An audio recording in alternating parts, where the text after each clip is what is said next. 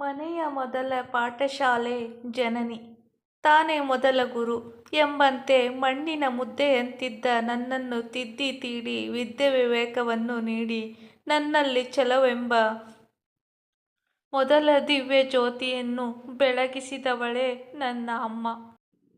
ಬಾಲ್ಯದಿಂದಲೇ ಆಚಾರಕ್ಕೆ ಅರಸನಾಗು, ನೀತಿಗೆ ಪ್ರಭುವಾಗು, ಮಾತಿನಲ್ಲಿ ಚೂಡಾಮಣಿಯಾಗು, ನನ್ನ ಕಂದ ನೀ ಜ್ಯೋತಿಯಾಗು ಜಗಕ್ಕೆಲ್ಲ ಎಂದು ನನ್ನಲ್ಲಿ ಮಾನವೀಯ ಮೌಲ್ಯಗಳನ್ನು ತುಂಬಿದಳು ನನ್ನ ಅಮ್ಮ.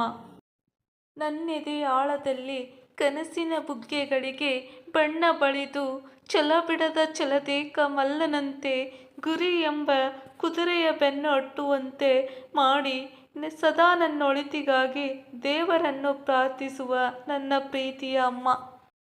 ನಾವು ಎಷ್ಟೇ ನೋವು ಕೊಟ್ಟರೂ ಮತ್ತೆ ನಮ್ಮನ್ನು ಪ್ರೀತಿಸೋ ಜೀವ ಅಂದರೆ ಅದು ತಾಯಿ ಮಾತ್ರ.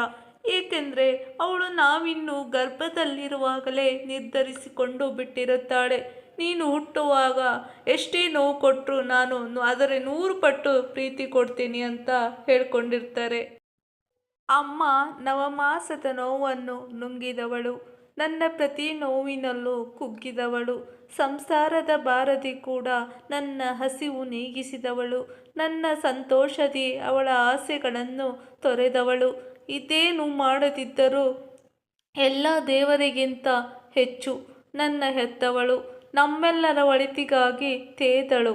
ಜನ್ಮ ಅವಳ ನಂತರವೇ ಸೃಷ್ಟಿಕರ್ತ ಬ್ರಹ್ಮ ಅಂತಲೇ ಹೇಳಬಹುದು. ಕೈತುತ್ತು, ಕಡಲ ತೀರದ ಮುತ್ತು, ಭಾವದೊಳಗಿನ ಗಮ್ಮತ್ತು, ಸಡಗರದ ಸಿರಿಯ ಸವಲತ್ತು, ಮರಗಳ ಸಾಲಿನ ಸಂಪತ್ತು, ಇವೆಲ್ಲಕ್ಕೂ ಮೀರಿದ ಸಂಪತ್ತು ಮಾತೃವಾತ್ಸಲ್ಯದ ಮುತ್ತು ಮತ್ತು ಆಕೆಯ ಕೈತುತ್ತು ಎಂದು ಹೇಳಬಹುದು. ದೇವರಿಗಿಂತ ತಾಯಿನೇ ದೊಡ್ಡವಳು. ದೇವರು ಒಮ್ಮೆ ಕಷ್ಟವನ್ನು ಕೊಟ್ಟು ಇನ್ನೊಮ್ಮೆ ಸುಖವನ್ನು ಕೊಡುತ್ತಾನೆ. ಆದರೆ ತಾಯಿ ಯಾವಾಗಲೂ ಮಕ್ಕಳ ಸುಖವನ್ನೇ ಬಯಸುತ್ತಾಳೆ. ತಾಯಿಯ ಮಡಿಲು ಸ್ವರ್ಗ, ತಾಯಿಯ ಹಾಲು ಅಮೃತ, ತಾಯಿಯ ಮಾತು ವೇದವಾಕ್ಯ, ತಾಯಿಯ ಪ್ರೀತಿ ನಿಸ್ವಾರ್ಥ, ತಾಯಿಯ ಮನಸ್ಸು ನಿಷ್ಕಲ್ಮಶ. ಒಬ್ಬ ಕವಿ ಒಂದು ಕವಿತೆ ಬರೆದರೆ ಅದರ ಕೆಳಗೆ ತನ್ನ ಹೆಸರು ಹಾಕ್ತಾನೆ. ಒಬ್ಬ ಕಲಾವಿದ ಒಂದು ಚಿತ್ರ ಬರೆದರೆ ಅದರ ಕೆಳಗೆ ತನ್ನ ಹೆಸರು ಹಾಕ್ತಾನೆ.